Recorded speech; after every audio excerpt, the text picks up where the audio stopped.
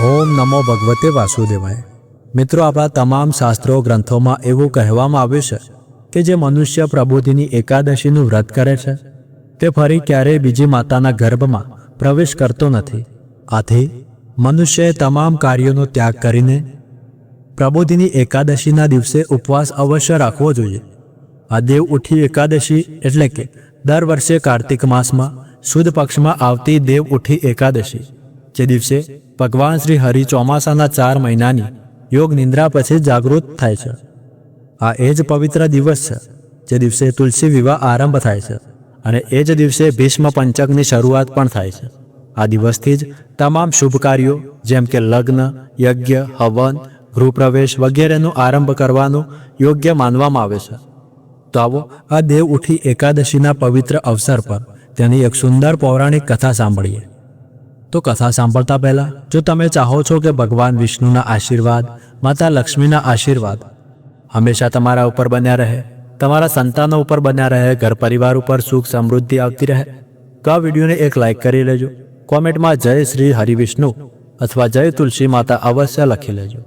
તો ચાલો આજનો વિશેષ વિડીયો શરૂ કરીએ। સ્કંદ પુરાણમાં દેવ ઉઠી એકાદશી અંગે એક અત્યંત સુંદર પૌરાણિક કથા મળે છે, જેમાં સૃષ્ટિના રચયિતા બ્રહ્માજી પોતાના પુત્ર દેવર્ષિ નારદને સમગ્ર કાર્તિક માસનું મહાત્મ્ય સમજાવી રહ્યા હતા। ત્યારે નારદ મુનિના મનમાં એ જ માસમાં આવતી આ પવિત્ર એકાદશીનું મહત્વ જાણવાની જિજ્ઞાસા ઉદ્ભવી। એ જ જિજ્ઞાસાથી નારદ મુનિએ બ્રહ્માજીને પ્રશ્ન કર્યો કે હે પિતાશ્રી, આ કાર્તિક માસના શુદ્ધ પક્ષમાં આવતી એકાદશીનું મહાત્મ્ય એટલું વિશેષ કેમ છે? મહેરબાની કરીને તેની વિગતવાર મહિમા મને કહો। તેના જવાબમાં બ્રહ્માજી કહે છે કે હે નારદ, લોક કલ્યાણ માટે તું અત્યંત આવશ્યક પ્રશ્ન પૂછ્યો છે, તેથી હવે હું તને બધા પાપોનો નાશ કરનારી, મોક્ષ આપનારી દેવ ઉઠી એકાદશીની મહિમા કહેવા જઈ રહ્યો છું। આથી તું તેને ધ્યાનપૂર્વક સાંભળજે। આ એકાદશી એવી છે કે જે દરેકને અનંત પુણ્યફળ, આનંદ અને મોક્ષ આપે છે। આ એકાદશીનું પાલન કરવાથી મળતું પુણ્ય સહસ્ત્ર અશ્વમેઘ યજ્ઞ અથવા રાજસૂય યજ્ઞથી મળતા પુણ્ય કરતાં પણ ઘણું વધુ છે। નારદ મુનિ ફરી ઉત્સુકતાથી પૂછ્યું કે હે પિતાશ્રી, જો કોઈ વ્યક્તિ આ દિવસે એક વખત જ ભોજન કરે અથવા પૂર્ણ ઉપવાસ કરે તો તેમાંથી શું ફળ પ્રાપ્ત થાય છે?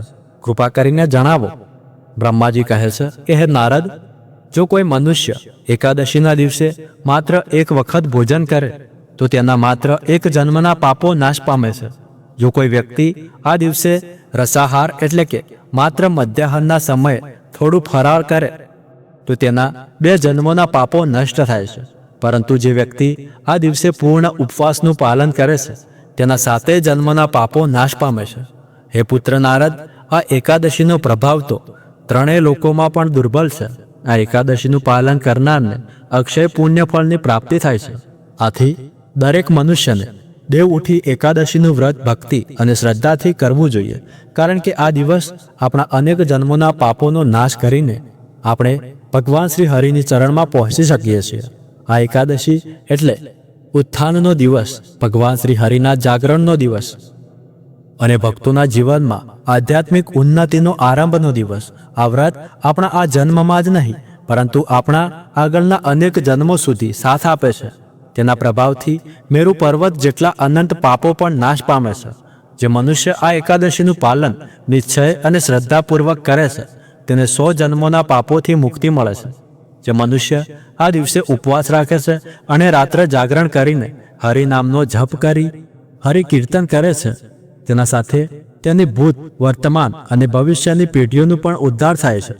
ભલે તેના પૂર્વજ રૌરવ નામના નરકમાં યાતના ભોગવી રહ્યા હોય, પણ આ એકાદશીનું પાલન કરવા સાથે તે તમામ પૂર્વજો પણ નરકની યાતના પરથી મુક્ત થાય છે। પરંતુ જો કોઈ વ્યક્તિ એકાદશીના દિવસે અન્ન ગ્રહણ કરે છે તો તેના દ્વારા કરાયેલ ભગવાન વિષ્ણુની આરાધના અને બધા પુણ્ય કાર્યનો નાશ થઈ જાય છે અને તેને નર્કમાં પતન થાય છે। જે મનુષ્ય આ દિવસે ભોજન કરે છે તે દરેક ગ્રાસમાં પાપોનો ભાગીદાર બને છે। એકાદશીનું પાલન ન કરનાર મહાતપસ્વી લોકો પણ અપલય નામના નર્કમાં જાય છે। પરંતુ જો કોઈ ઘોર પાપોથી ભરેલો મનુષ્ય પણ આ એકાદશીનું વ્રત કરે તો તેના બધા પાપોને નાશ કરીને વૈકુંઠ ધામ પ્રાપ્ત કરે છે આથી દરેક મનુષ્યએ આ એકાદશીનો નિષ્ઠા અને શ્રદ્ધાપૂર્વક પાલન કરવું જોઈએ, કારણ કે આ વ્રતના પુણ્ય ફળથી તે પોતાના બધા પાપો નાશ કરીને ભગવાન શ્રી હરિની શરણમાં પહોંચી શકે છે. બ્રહ્માજી આગળ કહે છે કે હે નારદ, જે મનુષ્ય આ કાર્તિક માસમાં ભગવાન શ્રી હરિ વિષ્ણુની પૂજા અને એકાદશી વ્રત નથી કરતો, તેના બધા પુણ્ય નષ્ટ થઈ જાય છે, ભલે તે કેટલું દાન, યજ્ઞ કે ધાર્મિક કાર્ય કરતો હોય. આથી દરેક વ્યક્તિએ આ કાર્તિક માસની એકાદશીનું પાલન અવશ્ય કરવું જોઈએ. કાર્તિક માસમાં જે મનુષ્ય ભગવાન શ્રી હરિના ગુણો અને વિલાઓનું શ્રવણ કરે છે, તેને સહસ્ત્ર ગૌદાન જેટલું પુણ્ય ફળ મળે છે. ત્યારબાદ નારદ મુનિ ઉત્સુક થઈને પૂછે છે કે હે પિતામહ, આ એકાદશી કેવી રીતે કરવી જોઈએ, તેની સંપૂર્ણ વિધિ જણાવો. ત્યારે બ્રહ્માજી કહે છે કે હે નારદ, આ દિવસે મનુષ્ય બ્રહ્મ મુહૂર્તમાં ઉઠીને સ્નાન કરવું જોઈએ. કાર્તિક સ્નાનનું વિશેષ મહત્વ છે. શરીર અને મનને શુદ્ધ કર્યા પછી ભગવાન શ્રી હરિની પૂજા કરવી જોઈએ, તેમના અનેક નામોનો જપ કરવો જોઈએ અને તેમની દિવ્ય લીલાઓનું કથાનું શ્રવણ કરવું જોઈએ. આ દિવસે સંપૂર્ણ ઉપવાસ રાખવો જોઈએ અને રાત્રિના સમયે જાગરણ કરીને સત્સંગ, કીર્તન અને ભજનમાં સમય વિતાવવો જોઈએ. આ રીતે દિવસ અને રાત્રિ બંને સમયે ભક્તિભાવથી વ્રતનું પાલન કર્યા પછી દ્વાદશી તિથિએ પારણ કરવું જોઈએ અને ત્યારબાદ જ ભોજન ગ્રહણ કરવું જોઈએ. આ દિવસે પોતાના મનને પણ સંપૂર્ણ શુદ્ધ રાખવું જોઈએ, અર્થાત કોઈ પણ પ્રકારનો લોભ, મોહ, ક્રોધ કે કુવિચાર મનમાં ન રાખવો જોઈએ. હાથમાં ચક્ર ધારણ કરનારા પરમ ભગવાન શ્રી હરિને પ્રસન્ન કરવા માટે મનુષ્યને પોતાની તમામ કામનાઓનો ત્યાગ કરી તમામ કાર્યોમાંથી અલિપ્ત થઈ પૂર્ણ સમર્પણ ભાવથી આ એકાદશી વ્રતનું પાલન કરવું જોઈએ. જે મનુષ્ય આ દિવસે વ્રત કરે છે તે જ્ઞાની છે, સાચો યોગી છે, તપસ્વી છે અને ઇન્દ્રિયોને વશમાં રાખનારો માનવામાં આવે છે. તે આ સંસારનો યોગ્ય આનંદ મેળવે છે અને તેને અવશ્ય જ મુક્તિ પ્રાપ્ત થાય છે. જે મહાન ઋષિમુનિઓ અને ધ્યાનીઓ માટે પણ અતિ દુર્બળ છે. આ એકાદશી વ્રત ભગવાન જનાર્દનને એટલું પ્રિય છે કે તેઓ તેને કરનારા ભક્તોને પણ પોતાના ધામમાં બોલાવી લેશે. દેવ ઉઠી એકાદશી પર મનુષ્યએ કપૂર, ફળ અને સુગંધિત પુષ્પોમાંથી ખાસ કરીને કંદપ પુષ્પથી ભગવાન શ્રી હરિની પૂજા કરવી જોઈએ. આ રીતે ભગવાનની પૂજા કરનારને ક્યારેય યમલોકના દર્શન કરવાની જરૂર પડતી નથી. આ મહત્વના દિવસે મનુષ્યએ બધા કાર્યોને એક બાજુ રાખીને માત્ર ભગવાન શ્રી હરિની ભક્તિ, ભજન, તેમના નામના જપ અને કીર્તનમાં વધુમાં વધુ સમય વિતાવવો જોઈએ. આ દિવસે ભગવાનને વિવિધ પ્રકારના ફળ અર્પણ કરી શકાય છે. તેમને શંખના જળથી સ્નાન કરાવવું જોઈએ અથવા પંચામૃત અને તુલસીના પત્રોથી અભિષેક કરવો જોઈએ. આ રીતે કરવાથી ભગવાન શ્રી હરિ અત્યંત પ્રસન્ન થાય છે. આ દિવસે તુલસી દેવીને પણ વધુમાં વધુ પૂજા, આરાધના અને સેવા કરવી જોઈએ. તેમના સમક્ષ બેસીને ભગવાન શ્રી હરિના નામોનો જપ કરવો જોઈએ. જપમાં તમે હરે કૃષ્ણ મહામંત્રનો જપ કરી શકો છો, જેમ કે હરે કૃષ્ણ કૃષ્ણ કૃષ્ણ હરે હરે, હરે રામ રામ રામ હરે હરે. આ મંત્રનો વધુમાં વધુ જપ કરવો જોઈએ. આ મહામંત્ર એવું શક્તિશાળી છે કે તે મનુષ્યને આ ભૌતિક જગતના બધા દુઃખોથી મુક્ત કરીને આધ્યાત્મિક લોકની પ્રાપ્તિ કરાવે છે. આથી આ એકાદશીના દિવસે ઓછામાં ઓછું 8 માળા, 16 માળા, 25 માળા અથવા 32 માળાનો જપ કરવો જોઈએ. આ દિવસે તુલસી દેવીને જળ અર્પણ કરીને તેમની પૂજા કરવી જોઈએ. તેમના સમક્ષ દીવો પ્રગટાવવો જોઈએ. ભગવાન શ્રી હરિ અને તુલસી દેવીની પૂજા આરાધના કરવાથી મનુષ્યને બધી પવિત્ર નદીઓમાં સ્નાન કરવાના સમાન પુણ્ય ફળ પ્રાપ્ત થાય છે.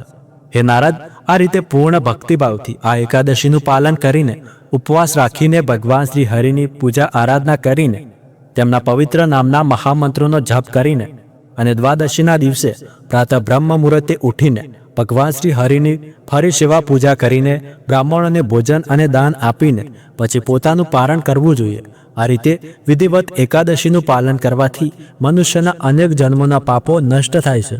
જે મનુષ્ય આ રીતે વિધિપૂર્વક એકાદશી વ્રત કરીને દ્વાદશીના દિવસે પારણ કરે છે, તેને ભગવાન શ્રી હરિની કૃપા નિશ્ચિત પ્રાપ્ત થાય છે અને તેના અંતિમ સમયમાં ભગવાન શ્રી હરિના પાર્ષદો તેમને સ્વયં ભગવાનના ધામમાં લઈ જાય છે. આ રીતે બ્રહ્માજીના મુખથી એકાદશીની સમગ્ર કથા અને મહિમા સાંભળીને નારદ મુનિએ પોતાને ધન્ય માન્યા અને આ વ્રતનું સંકલ્પ લઈને પોતાની આગળની યાત્રા માટે નીકળી પડ્યા. ત્યારબાદ નારદ મુનિએ આ એકાદશીનું જ્ઞાન સંપૂર્ણ પૃથ્વી ઉપર પ્રસિદ્ધ કર્યું. આ દેવ ઉઠી એકાદશીની કથા વિશે શાસ્ત્રોમાં કહેવામાં આવ્યું છે કે જે મનુષ્ય આ કથાનું માત્ર શ્રવણ પણ કરે છે તેના તમામ પાપો નષ્ટ થઈ જાય છે અને તે પોતાના આધ્યાત્મિક જીવનમાં પ્રગતિ કરે છે. આથી આ એકાદશીના દિવસે પોતાને ભગવાન શ્રી હરિના ચરણોમાં સમર્પિત કરીને જેટલું શક્ય હોય એટલું વધુમાં વધુ ભગવાનની સેવા, પૂજા, નામ જપ, આરાધના અને કથાનું શ્રવણ અવશ્ય કરવું જોઈએ. જે વ્યક્તિ શારીરિક રીતે અસક્ષમ હોય તેમણે પણ આ એકાદશીના દિવસે ઓછામાં ઓછું આ કથાનું શ્રવણ અવશ્ય કરવું જોઈએ. તુલસી દેવીની સમક્ષ બેસીને હરે કૃષ્ણ મહામંત્રનો વધુમાં વધુ જપ કરવો જોઈએ, જે ફળ અશ્વમેઘ યજ્ઞ જેવા મહાન યજ્ઞો દ્વારા પ્રાપ્ત થઈ શકે છે. એ જ પુણ્ય ફળ આ પાવન એકાદશીના દિવસે આ કથા સાંભળવાથી, ઉપવાસ કરવાથી અને રાત્રે જાગરણ કરવાથી સહજ રીતે પ્રાપ્ત થઈ શકે છે. પ્રત્યેક મનુષ્યએ બધા પ્રકારના કાર્યોનો ત્યાગ કરીને આ ઉત્થાન એકાદશીના દિવસે ઉપવાસનું પાલન કરવું જોઈએ. આ દિવસે પોતાને વધુમાં વધુ ભગવાન શ્રી કૃષ્ણના ચરણોમાં સમર્પિત કરવું જોઈએ. તેમની કથા સાંભળવી, તેમના ઉપદેશોનું પાલન કરવું, આપણા આધ્યાત્મિક ગ્રંથોનું અધ્યયન કરવું અને હરે કૃષ્ણ મહામંત્રનું વધુમાં વધુ માળા ઉપર જપ કરીને પ્રભુની સેવામાં લીન રહેવું, એ જ તેનું ઉદ્દેશ છે. આ દિવસે આપણી ચેતનાને ભગવાન શ્રી કૃષ્ણની ભક્તિમાં લીન રાખવી જોઈએ. આપણા શાસ્ત્રોમાં 15 દિવસે એકવાર અર્થાત દરેક એકાદશીના દિવસે ઉપવાસ કરવાની સલાહ આપી છે. તો આ રીતે આપણે જોઈ શકીએ છીએ કે એકાદશીનું માત્ર આધ્યાત્મિક નહીં પરંતુ શારીરિક રૂપે પણ અત્યંત મહત્વ છે. દેવ ઉઠી એકાદશી વર્ષમાં આવતી અત્યંત મહત્વપૂર્ણ એકાદશી છે.